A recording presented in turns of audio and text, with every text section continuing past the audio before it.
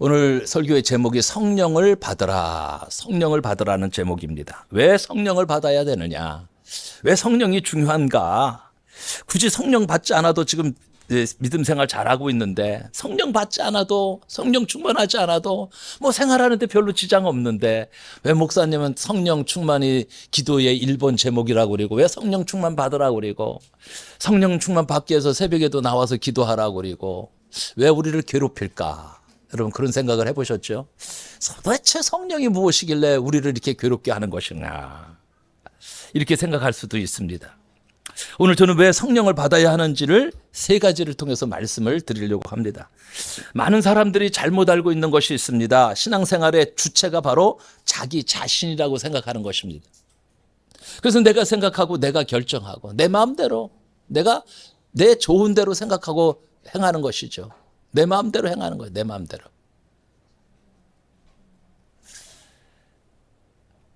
내가 모든 것을 결정합니다. 보수적인 신앙을 가진 사람들이 내용도 잘 모르면서 뭐만 하면 또 인본주의라고 그래요. 인본주의. 우리는 신본주의의 삶을 살아가고 있습니다. 인간적인 냄새가 풀풀 풍기는 인본주의를 떠나서 신본주의 삶을 살아가고 있어요. 그런 사람들은 주로 다른 사람들의 이 신앙 형태가 마음에 안 들기 때문에 늘 정죄합니다. 너는 왜 나와 같지 않느냐고 말합니다. 너는 왜 나를 따라오지 않느냐고 말합니다.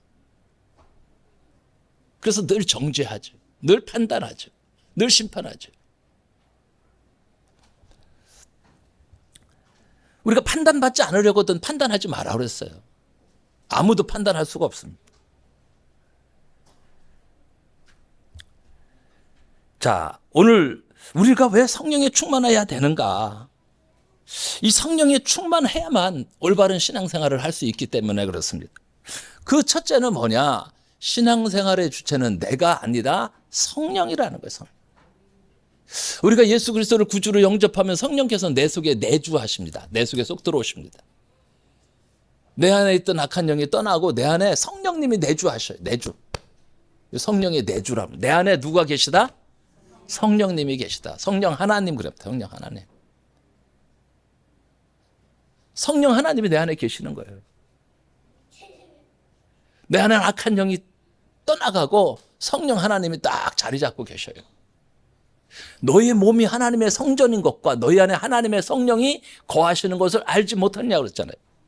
여러분의 몸이 성령 하나님을 모신 뭐라고요? 성전. 그래서 내 마음대로 살면 안 돼요. 누구 마음대로 살아요? 성령님 마음대로. 성령님을 기쁘시게 하는 삶을 살아가는. 우리 삶의 목표가 그래요. 여러분 힘들게 오늘 하루 종일 일하고 또 이 시간에 예배 드리러 나왔잖아요. 얼마나 힘드셔요. 제대로 씻지도 못하고 제대로 먹지도 못하고. 저도 직장 생활을 7년 동안 해봐서 잘 알아요. 얼마나 어려운지. 근데 또 나왔어. 왜? 성령께서 나오시게 하니까. 여러분 그냥 나온 게 아니에요. 성령께서 인도하시니까 나오는 거야. 성령께서 나올 수 있는 마음을 주시니까 나오는 거야. 내 마음대로 그렇게 되는 게 아니라니까요. 아, 오늘은 기분이 좋으니까 예배 드리러 가야 되겠다? 룰루랄라가 아니라니까. 성령께서 인도하시는 대로 가는 거예요. 인도하시는 대로. 왜 예수님은 성령을 받으라고 우리에게 말씀하실까? 예수님께서 제자들에게 뭔가 부탁하고 싶으셨고 마지막 작별 인사를 하고 싶으셨어요. 예수님이 제자들에게 마지막으로 하신 말씀이 뭐냐? 성령 받으라는 말씀이에요. 성령 받으라. 예수님께서 공식적으로 제자들에게 하신 말씀이 바로 그거예요. 아버지께서 나를 보내신 것 같이 나도 너희를 보낼 것이며 그러니 너희들 성령 받아라. 누구의 죄든지 용서하고 그 죄는 사함을 받을 것이며 너희가 누구의 죄든지 용서하지 않으면 그 죄는 사함을 받지 못할 것이다. 이 말씀이었어요. 좀 심하게 말한다면 성령 받지 않고서는 신앙생활이 불가능하다. 사실은. 그래서 성령 받아야 된다는 거예요. 성령께서 내게 임하셨고 내가 성령을 따라 사는 거예요. 성령께서 가라 하시면 가시고 성령을 기쁘시게 하는 거예요. 성령을 기쁘시게. 내가 기뻐하면서 우리 성령님이 기뻐하시고, 내가 막 괴로워하고 막 힘들어하고 그러면 우리 성령님도 그렇게 다운될 수밖에 없잖아요. 그래서 우리가 항상 우리 그리스도인의 덕목이 뭐예요? 항상 기뻐하라. 쉬지 말고 기도하라. 범사에 감사하라. 이는 그리스도 예수 안에서 너희를 향하신 하나님의 뭐다? 뜻이다. 하나님의 뜻이다. 하나님의 뜻이라고 말씀하시는 거예요. 자, 주님의 뜻대로 여러분들이 항상 기뻐하시고 감사하시고 기도하시는 여러분 되시면 성령께서 굉장히 그를 좋아하시는 거예요. 그 타켓이 뭐에 맞춰지느냐? 성령님에게 맞춰지는 거예요. 성령님에게. 우리 성령님이 기뻐함을 받을 수 있도록 항상 우리가 얼굴 슬픈 표정 하지 말고 얼굴 좀 피고 기쁘고 감사하고 행복하게 사시면 돼요. 참, 오늘 수박이 갑자기 와가지고 막 난리 법석에 막. 아니, 사람이 누구 지키고 있어야 되는데 사람은 없는데 왜 낯선 사람들이 막 여기 저기서 기웃거리고 뭐 왔다가 가고 막 그러는데 내려갈 수도 없고 안 내려갈 수도 없고, 내려갔더니 또 나보고 수박 장사인 줄 알고 잘리 크니 개수가 많으니 적으니. 아이고 세상에. 오늘같이 그러면 안 돼. 딱 그 다른 회사 거는 저쪽으로 한쪽으로 저쪽 주차장 그쪽으로 빼놓고 해야지. 막 아줌마들이 와가지고 막 얼마나 또 불평불만들이 많은지, 뭐 이 양반들은 입에서 나오는 게 불평이던구만요. 아주 힘들었어. 누가 가지고 왔는지 뭐 적게나 좀 만들어 놓지, 그냥 가져가니까 누가 가져갔는지도 몰라. 안 잊어버렸으면 다행이고요. 안 잊어버렸으면 다행이에요. 자, 성령이란 과연 무엇일까? 그 성령이 얼마나 하기에 우리 보고 마지막으로 제자들에게 하신 말씀이 성령 받으라는 말씀이었을까? 자, 성령이란 흙으로 사람을 만드시고 그 코에 숨을 불어넣으신 하나님의 숨입니다. 숨. 우리 주일날 말씀 들었죠? 바람. 이 마른 뼈들에게 하나님의 숨이 불어와서 모두 살아난 하나님의 생기의 바람입니다. 생기의 바람. 이 시대에 신실한 그리스도의 제자로 살고 싶다면 우리 모두 다 성령 받으시기를 주님의 이름으로 축복합니다. 성령 받으세요. 성령 받으세요. 사실은 이게 가장 좋은 인사예요. 성령 받으십시오. 이게 가장 좋은 인사법입니다. 이 성령에 많은 이름들이 나와 있어요. 그 중에 하나가 보혜사라는 말씀이 나와 있죠. 그 뜻을 살펴보면 굉장히 좋아요. 성경에는 여러 가지 이름 중에 하나가 보혜사인데, 이 말은 히라보로 파라클레이토스란, 영어식 발음으로는 페라클리트, 한자로는 보혜사라고 해서 보존할 보자, 은혜 해자, 스승사, 가르칠 사자입니다. 그죠? 스승사. 그 지켜주시고 은혜를 베풀어 주신 스승이란 뜻을 가지고 있어요. 다시 한번, 지켜주시고 은혜를 베풀어 주시고 가르쳐 주시는 스승이라는 뜻을 가지고, 스승, 가르쳐 주신다, 그런 뜻을 가지고 있어요. 모르면 생각나게 해주시고 또 가르쳐 주시고. 그래서 사실은 우리가 걱정하고 염려하면서 살 필요가 없어. 저거 내가 모르는데 어떡하지? 걱정할 필요가 없다는 거예요. 예전에는 우리 시대 때는 원종수 그 권사라는 분이 아주 간증을 많이 했어요. 미국에 그 서울대학교 졸업하고 미국에 가서 의사인데, 미국의 그 암 치료 전문가예요. 그래서 한국에 아마 원자력 병원에 그 원장으로도 오고 그랬을 거예요. 이분이 간증을 많이 해서 그분의 간증 테이프를 많이 들었어요, 우리가. 그분이 서울대학교 들어가는데 성령께서 다 가르쳐 주시는 거 있죠. 답을 다 가르쳐 주셔. 진짜인지 아닌지 우리가 어떻게 아느냐고요? 성령께서 하시는 일이니까. 자기가 제일 힘들었던 게 무슨 과목이었을까요? 성령께서 다 가르쳐 주시는 제일 힘든 과목. 수학이 제일 힘들었대. 수학 빼놓고서 나머지는 다 답을 다 보여주신대. 다 알려주신대. 더 놀라운 것은 미국에 유학을 갔는데 영어를 못해. 영어가 안 되잖아. 근데 미국 교회에서 영어로다가 이 설교를 해달라고, 간증을 해달라고 그러는데 막막하더라는 거예요. 근데 가서 기도하고 나갔는데 영어가 되더라는 거예요. 뭘로? 방언으로. 그분의 간증에 들어있어요. 제가 몇 번 얘기했죠. 태백기도원 원장. 이분들은 초등학교밖에 졸업하지 못하신 분들이야. 근데 이제 원장은 말하고 옆에 권사가 통역을 해. 통변을 해. 두 분이 같이 다니신단 말이에요. 갔는데 미국 교회에서 간증을 해달라고 그러는데 되는 거예요. 방언이 터져서. 영어 방언. 영어 왜 이렇게 잘하시냐고. 배워본 적도 없고 들어본 적도 별로 없어. 그런데 되는 거예요. 우리가 생각하는 기본적인 생각을 뛰어넘는 거예요. 초월적인 거예요. 영어로는 그 뜻을 더 우리가 확실하게 알 수 있어요. 영어로는 어떤 뜻을 가지고 있냐. 아보케이트, 변호자, 컴포터, 의로자, 앵커로저, 격려자, 카운슬러, 상담자. 이 성령은 변호자요, 의로자요, 격려자요, 상담자로 번역할 수가 있어요. 그럼 뭡니까? 성령을 받으라는 말은 우리 안에 변호자, 의로자, 격려자, 상담자가 대신 성령을 받아들이라는 거예요. 성령을 받는다는 것은 항상 내 옆에 나의 편이 되어주시는 분이 함께 살아가는 거죠. 내 안에 네가 있다가 아니라 내 안에 누가 있다? 예, 성령께서 계시는데 그분이 누구다? 변호자, 의로자, 격려자, 상담자라는 얘기예요. 내 안에 상담자가 되시고 의로자가 되시고 격려자가 되시는 그 분을 내가 모시고 사는 거예요. 그럼 내가 기뻐할 수밖에 없지. 행복할 수밖에 없고 감사할 수밖에 없어. 가진 것은 없고 몸도 아프고 뭐 배운 것도 별로 없고 뭐 힘들고 어려운 일들이 왜 없겠어요. 요즘같이 어려운 시대에. 그런데 이분이 내 안에 계시니까 내가 행복한 거야. 가진 거 없어도. 여러 가지 생활의 조건으로 봐서는 너무 힘들고 어려운데 주님이 내 안에 계시니까 내가 행복한 거야.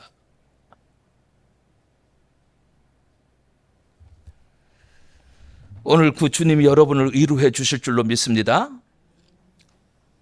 이 믿음의 생활에 이것보다 더 중요한 것이 어디 있겠습니까? 한 번은 사도 바울이 감옥에 갇혔습니다. 밖에는 바울을 죽이겠다는 사람들이 막 소리를 지르고 있습니다. 가까스로 좋은 로마의 천부장을 만나서 천부장이 바울을 보호할 목적으로 감옥에 넣어버렸습니다. 자기 운명이 어떻게 될지 한치 앞을 볼 수가 없습니다. 외롭습니다. 이때 바울은 자기 속에서 들려오는 내적인 음성을 듣게 됩니다. 사도행전 23장 11절 말씀 다 같이 한번 읽어보겠습니다. 그날 밤 주께서 바울 곁에 서서 이르시되 담대하라. 내가 예루살렘에서 나의 일을 증언한 것 같이 로마에서도 증언하여 하리라 하시니라. 용기 내어라. 내가 예루살렘에서 나를 증언한 것 같이 로마에서도 나를 증언하여 한다는 거예요.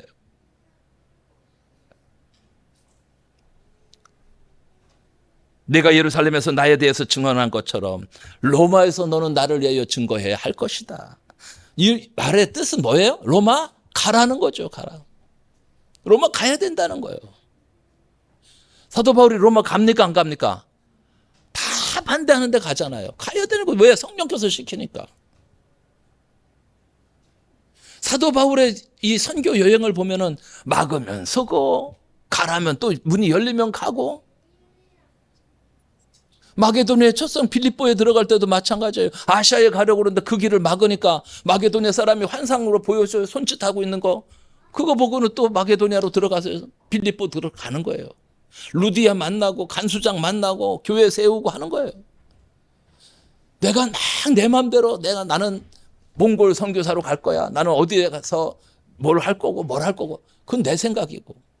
성령께서는 그렇지 않게 인도하신다니까요. 성령께서는. 아굴골짝 빈들에도 복음 들고 나가시기를 바랍니다. 주님 가라시면 가는 거고요. 주님 일하라시면 일하라는 것이고요. 그게 행복한 일이에요. 바울은 이런 은혜를 잘 알고 있었어요.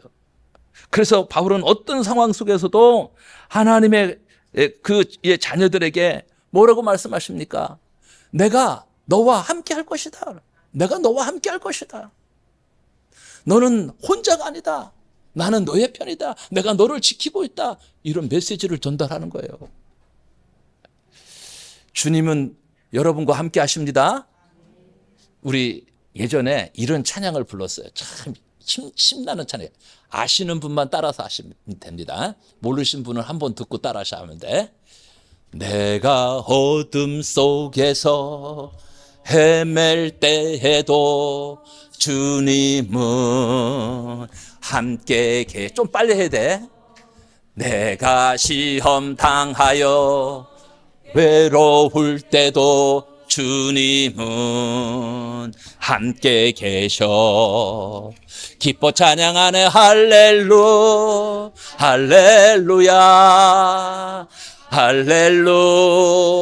할렐루야. 우리 모두 찬양 할렐루야. 주님 나와 함께 하시네. 2절. 내가 은밀한 곳에서 기도할 때도 주님은 함께 계셔. 내가 아무도 모르게 선한 일 할 때도 주님은 함께 계셔. 기뻐 찬양하네 할렐루야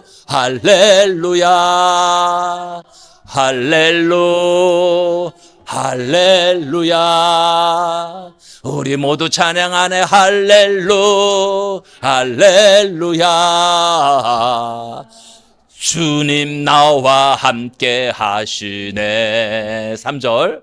힘이 없고 연약한 사람들에게 주님은 함께 계셔. 세상 모든 형제와 자매들에게 주님은 함께 계셔. 기뻐 찬양하네 할렐루야 할렐루야. 우리 모두 찬양하네 할렐루야. 주님 나와 함께 하시네. 아멘. 20년 전에 불렀던 찬양입니다. 이게 갑자기 생각이 났어요. 이 찬양이. 그래, 주님은 함께 계시지. 언제 어디서나 주님은 우리와 함께 하십니다. 믿으시길 바랍니다. 함께 하시는 그 주님, 언제나 우리의 의로자가 되시고 격려자가 되시고 우리의 능력자가 되셔서 우리의 모든 문제를 해결해 주십니다. 자, 두 번째는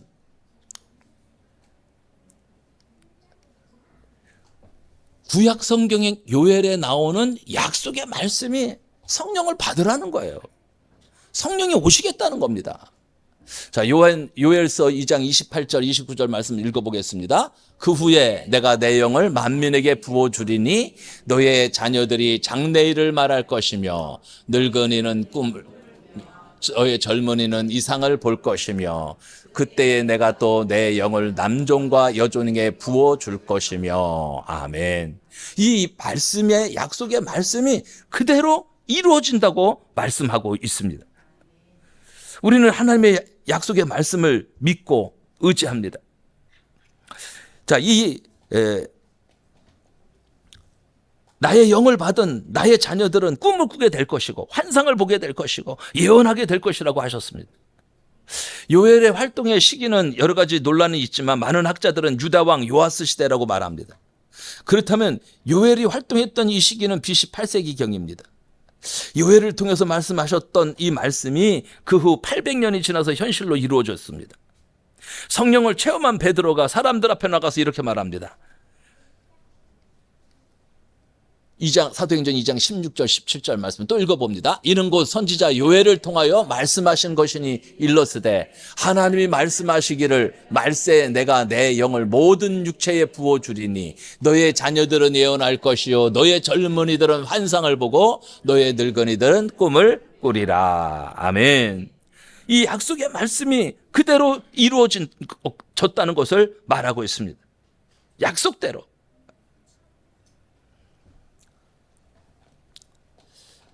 저는 지금 왜 우리가 성령을 받아야 하는지 그 이유를 말씀드리고 있습니다. 그냥 나오고 시간 있을 때 봉사하면 되지 꼭 성령 받아야 하는가? 받아야 한다는 거예요. 내가 내 영을 모든 사람에게 부어주겠다. 너의 아들과 딸들은 예언할 것이고 너의 젊은이들은 환상을 볼 것이며 너의 늙은이들은 꿈을 꿀 것이다. 바로 이 말씀 때문이다라고 말하고 있습니다. 자, 이 너희의 아들과 딸들이 예언하게 된다는 말은 이상하게 된다는 뜻이 아닙니다. 여기서 예언하니까 뭐 점치고 뭐 그런 얘기가 아니에요. 비전을 갖는다 그런 뜻이죠. 하나님을 아는 지식을 갖게 된다 이 말씀입니다. 하나님께서 우리 자녀들에게 성령을 부어주시면 우리 아이들이 하나님을 알게 되는 거예요. 하나님을 알게 되면 어떻게 됩니까? 잠언 1장 7절 말씀에 하나님을 아는 것이 모든 지식의 근본이라 그랬어요. 하나님을 알면 우리 자녀들이 지식의 근본을 소유하게 되는 것입니다. 그래서 우리 중고등부, 특별히 중고등부, 유초등부 우리 교사들은 유치부도 중요해요. 어려서부터. 정말로 교사의 역할을 잘 감당해 주셔야 돼. 이게 굉장히 중요한 거예요. 아이들을 어려서부터 잘 가르치는 것, 말씀으로 잘 무장하는 것. 예전에는 우리 그 애담 어린이집에서 참 훌륭하게 일을 잘했어요. 그 역할을 정말로 여러분 잘 모르겠지만 우리가 정말 그 애담 어린이집을 통해서 우리 아이들 잘 키웠습니다. 그 우리가 신앙교육한다고 애담 어린이집 떠난 아이들도 많아요. 그래도 포기하지 않고 했어요. 왜? 그거 너무 소중하기 때문에. 제가 알기로는 그 아이들이 다 잘된 걸로 알고 있어요. 하나님을 아는 것 참 중요한 것이죠. 우리 자녀들이 그냥 뭐 간식 먹으러 교회 오고 게임하러 교회 오는 게 아니라 정말 하나님을 날마다 올 때마다 하나님을 알고 그 하나님을 의지할 수 있는 그 신앙의 자녀들로 키워가야 됩니다. 우리 교사들이 힘을 내시기 바랍니다. 하나님께서 우리 청년들에게 성령을 부어주시면 어떻게 되겠습니까? 환상을 보게 된다고 말하고 있습니다. 이 시대의 청년들에게 가장 불행한 일은 청년들이 환상을 보지 못하는 거죠. 너무 답답합니다. 꽉 막혀 있습니다. 비전이 없고요. 앞을 보지도 못하고 캄캄합니다. 청년들의 현실이 너무 가혹하죠. 졸업해도 일자리가 없습니다. 우리 신 목사님 딸이 아직도 한동대를 졸업했는데 2년이 됐는데도 아직 직장이 없어요. 계속 알바만 하는 거예요. 그래도 이쪽 지역에서는 그래도 꽤 잘 들어간다는 학교가 한동대 아닙니까? 한동대 나와도 그렇게 힘들어요. 서울에 인류대 나와도 힘들어요, 요즘에는. 안 뽑아요, 직장을. 직장에서 대학교 졸업한 사람들은 안 뽑아. 차라리 누구 뽑느냐? 2, 3년 정도 일한 일꾼들, 그런 엘리트들을 뽑아요. 경력자들. 왜? 기껏 대학생들 졸업해서 키워보니까 다 떠나. 1, 2년 나가다 다 떠나. 그러니까 자기들은 투자만 해놓고 다 잃는다 생각하니까 아예 안 뽑고 1, 2년 된 경력자들을 뽑는 거예요. 회사에서. 내가 기업을 한다면 나도 그럴 것 같아. 그런 말. 왜냐면 다 떠나는 거. 저도 경험했으니까. 안 떠나면 이상하더라고요. 안 떠나면. 미국에서 한국 사람들이 가면 한국 사람들은 그래도 조금 잘 안 떠나려고 그러거든요. 분위기가. 왜 안 떠나냐고. 미국은 보통 2년마다 다 떠나요. 다. 떠나야지 이게 임금이 올라가거든요. 떠나면 올라가. 그러니까 다 그냥 한 2년 하고 다 가버리는 게 정석이야. 근데 보통 한국 사람들은 잘 안 나간. 너 왜 안 나가냐고 그런다. 이상하다고. 나가야지.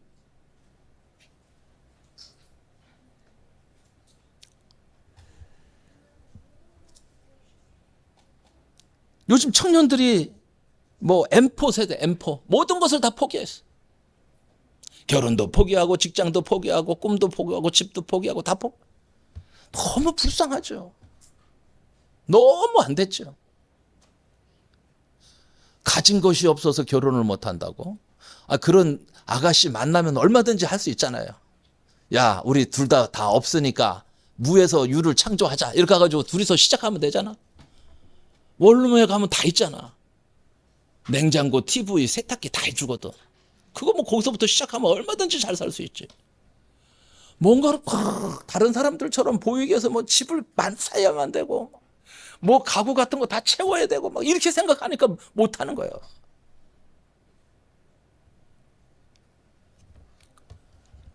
너무 힘들죠. 이런 가혹한 현실 속에서 청년들이 세계와 인생에 대한 상상력을 잃어버렸습니다. 비전을 상실한 청년들 중에서 인물이 나오질 않습니다. 가혹한 현실 속에서도 청년들의 환상을 볼 수 있는 비결은 하나님이 부어주시는 성령을 받는 거예요.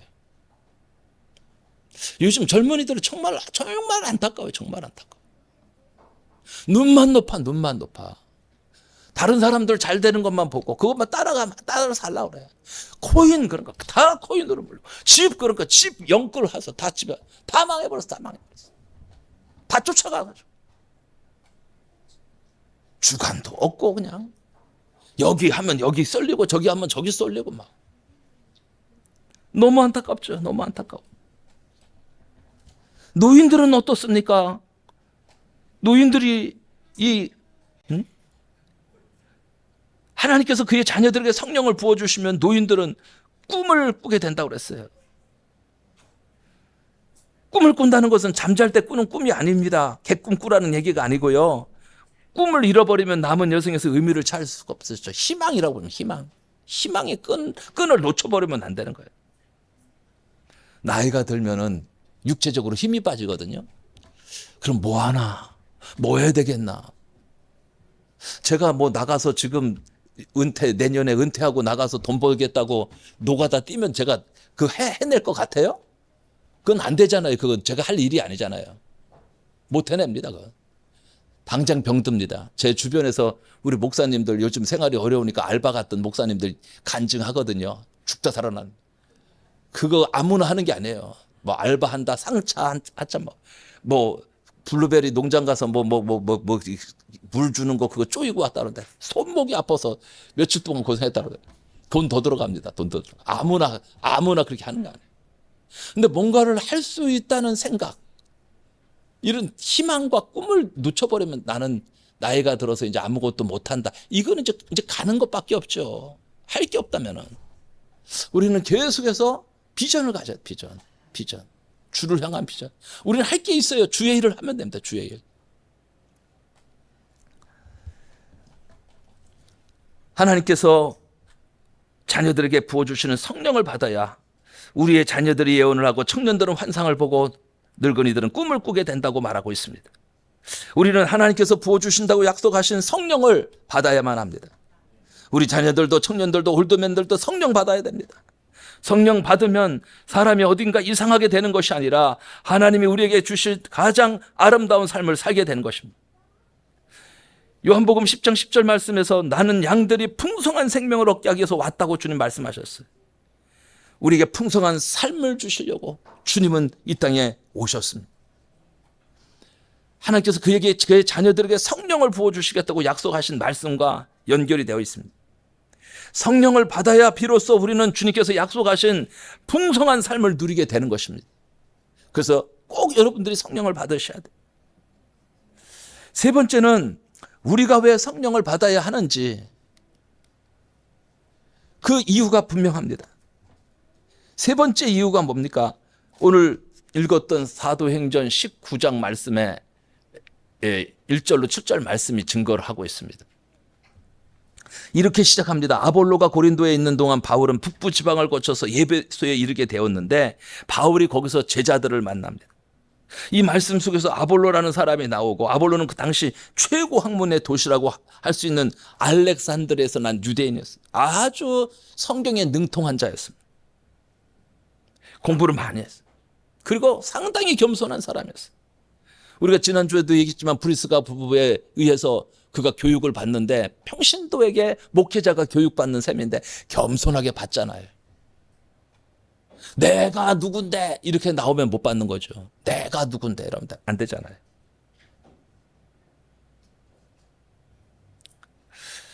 아볼로는 당시 최고 학문의 도시인 알렉산드리아에서 최고 학부를 나온 사람이었어요. 성경에는 그가 교육을 많이 받았다라고 말하고 있습니다. 근데 신기한 것은 그 성경에 능통할 뿐만 아니라 주님에 대한 도를 배워 알고 있었던 그 사람이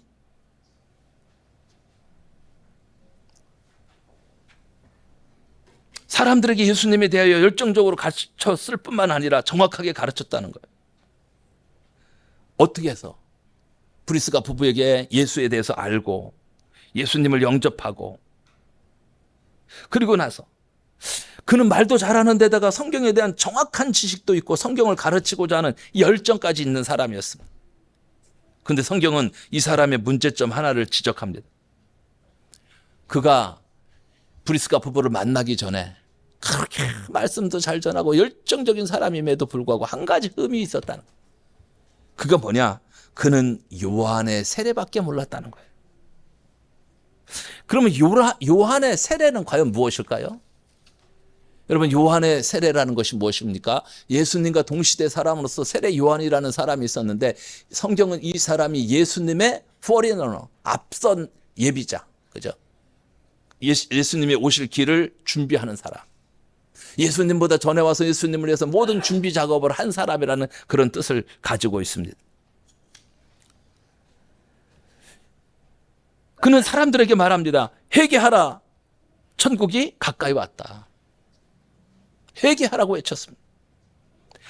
요단강에서 그러면서 사람들에게 세례를 주곤 했습니다. 나는 나의 죄를 회개합니다. 나는 이제 하나님을 따르겠습니다. 이렇게 말하는 사람들에게 세례를 주는 것입니다. 내가 잘났습니다. 나는 그런 것 안 해도 됩니다. 이런 사람들은 세례를 받을 필요가 없고 안 받겠죠. 그는 자기가 주는 세례의 한계를 말하는데, 그것이 뭐냐? 물속에 이렇게 푹 잠겼다 일어나는 세리머니입니다. 의식입니다. 그걸 침례라고 말합니다. 우리 장로교는 침례를 안 하고 이렇게 물을 뿌림을 하죠. 그래서 물을 이렇게 한번 찍어가지고 한 번 하는 사람도 있고, 한 번 성부와 성자와 성령 할 때마다 한 번씩 이렇게 뿌리는 사람도 있고, 흠뻑 뿌리려면 그렇게 3번 뿌리고 그냥 단순하게 한 번 해서 그냥 성부와 성자와 성령의 이름으로 세례를 주노라 그냥 그렇게 해버려요. 근데 침례교 사람들은 침례가 맞다고 막 우기고 막 그런 사람들도 있어요. 요즘에는 별로 안 그러는데 예전에는 그거 갖고 싸우고 그랬어요. 의식이야. 세레모니. 하나의 의식이다. 의식. 군대 가면 뭐 5,000명 3,000명씩 막 군인대 온 사람들 막 목사님들 한 1,000명 들어가가지고 막 그거 안수하고 그래가지고 막 세례 주고 그래. 진중 세례식. 저 사람들이 그 세례의 뜻을 알고 받을까? 그냥 세레모니야, 세레모니. 한마디로 말하면 세레모니. 그냥.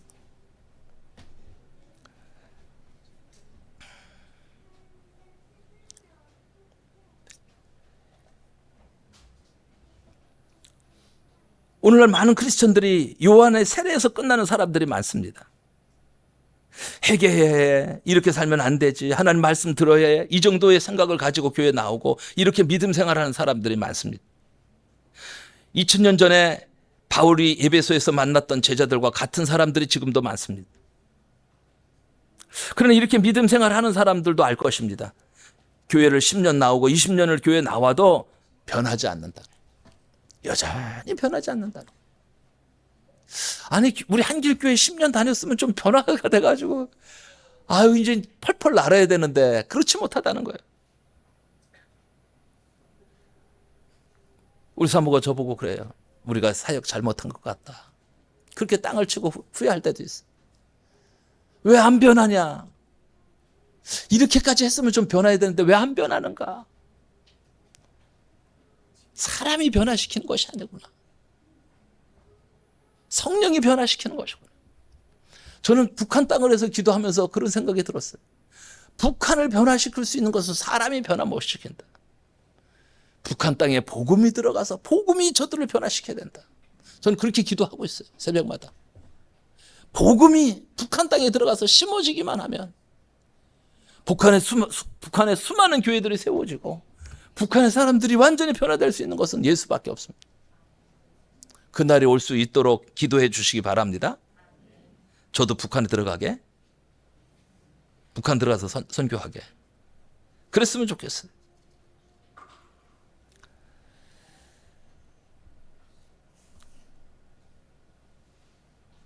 능력이 없는 크리스천은 하나님의 일에 쓰임받을 수 없습니다. 성령을 받으면 능력도 임해요.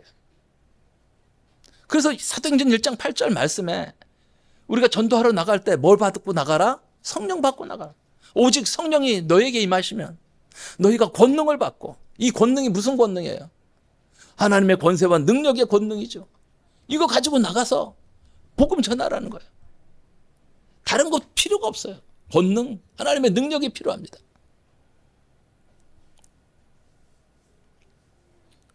우리는 성령과 불로 세례를 주시는 예수님의 세례를 받아야 됩니다. 이 세례가 우리에게 필요하죠.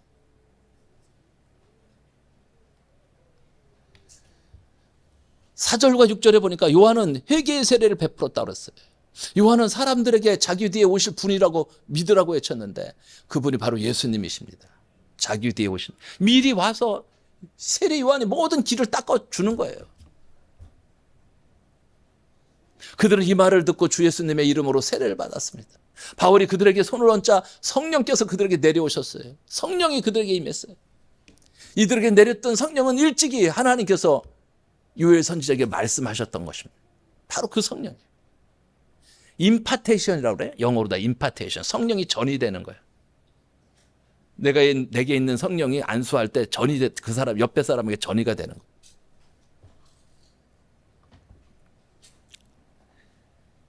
성령은 전이 됩니다. 성령은 여러 사람들에게 영향을 끼칩니다.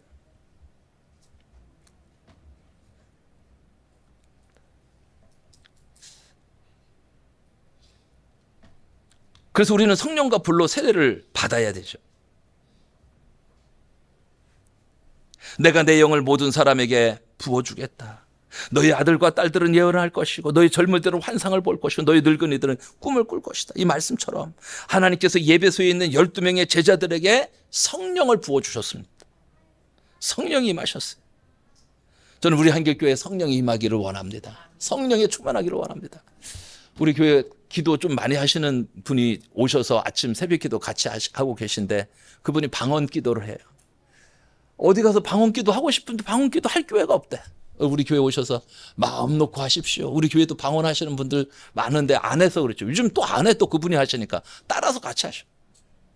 방언 기도 같이 따라서 하셔. 방언으로 기도하고 제한하지 마시고 여러분 속에 있는 걸 제한하지 마시고 터져 나오는 대로 부르짖어 기도하시면 돼요.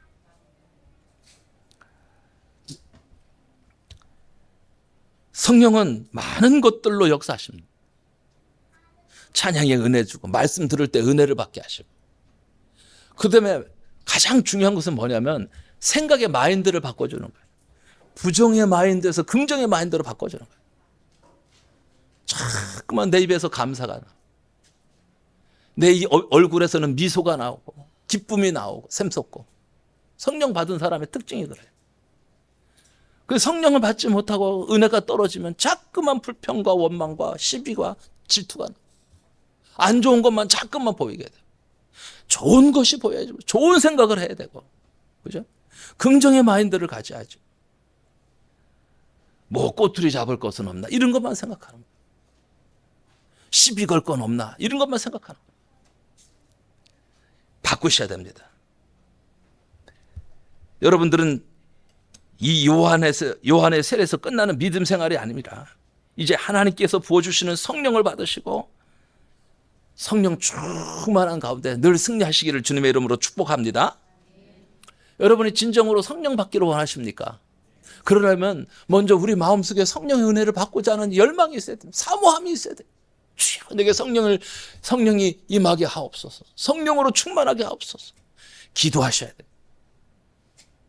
생각만 내가 성령 충만해야 된다고 그랬는데 성령 충만하면 좋겠다가 아니라 주여 내게 성령을 부어주시옵소서라는 간절한 기도가 있어야 됩니다. 그래서 기도하라는 거예요. 가장 좋은 시간이 새벽 기도 시간입니다. 새벽에 나와서 그냥 모든 거 내려놓고 다 새벽에는 욕심이 없잖아요. 잠자다 일어나가지고 비몽사몽간에 나와가지고 제가 마음이 깨끗한 마음으로 나와서 주님 앞에 기도하시는 거예요. 기도할 때 하나님의 역사가 일어납니다. 놀라운 역사들이에요.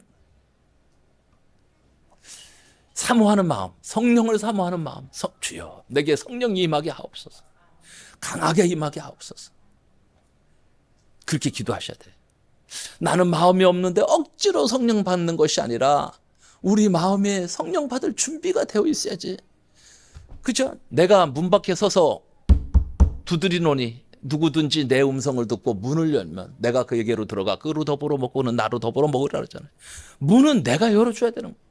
내 마음에 준비하고 성령 받을 문, 주여 성령이 임하시옵소서. 성령 임하시옵소서. 여러분 모두에게 성령이 임하시기를 주님의 이름으로 축복합니다. 그죠? 가장 큰 장애물이 뭐냐? 불행한 성령에 대한 부정적인 이미지를. 성령 받으면 뭐 이상하게 또라이 짓 하는 거, 뭐 한번 방언이나 하고 막 소리나 질러대고 울기는 하고 막 이상하다. 막 성령의 춤이나 추기는 하고 막 이거 정상적이 아닌 것 같아. 그래서 잠깐만 부정적인 생각을 가지고 안 받으려고 하는 거예요. 바꾸셔. 밝고 긍정적인 성령 받으면 신앙생활 신나게 할 수 있다. 신바람 나게 할 수 있다. 감사하는 삶을 살 수 있다. 행복한 신앙생활을 할 수 있다. 맨날 짜증내고 맨날 부정적인 소리나 했었고 그냥 내일 남 비방이나 하고 시기나 하고 그렇게 하면서 신앙생활 할 거예요. 신바람 나야죠. 신바람. 우리 신앙생활이 신바람이 좀 나야 되지 않겠습니까? 교회 오는 것이 즐겁고 찬양하는 것이 즐겁고 예배드리는 것이 즐겁고 전도하는 것이 행복하고 그 신바람 나야죠. 야, 교회 오니까 그냥 막혔던 일들이 막 터진다. 그냥 열려진다 막. 막 뚫리네. 막혔던 것들이 막 뚫려. 문제가 막 해결이 돼.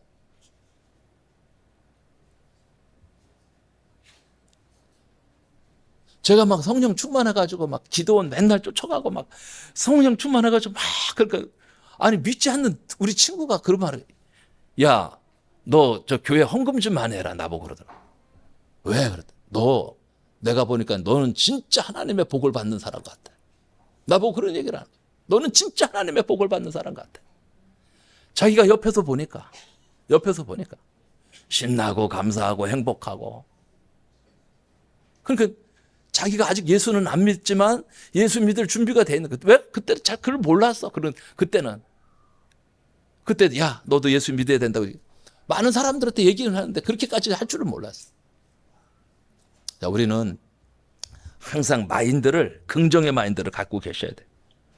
하면 됩니다. 주님이 하시면 됩니다. 주님이 도와주시면 됩니다. 주님이 하실 겁니다. 주님께 맡기시길 바랍니다. 안 된다, 못한다, 부정적인 생각 갖지 마세요. 할 수 있다, 하면 된다, 해보자. 이번 이제 6월 30일 우리 초청주의를 맞이하고 있는데, 지금도 아직도 안 늦었잖아요. 지금이라도 해보자.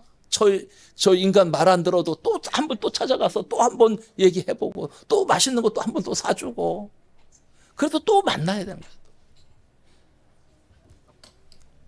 포기하지 마시길 바랍니다. 포기하지 마세요. 이제 말씀을 마칩니다. 우리의 삶에 변호자가 필요하고 상담자가 필요하지 않습니까?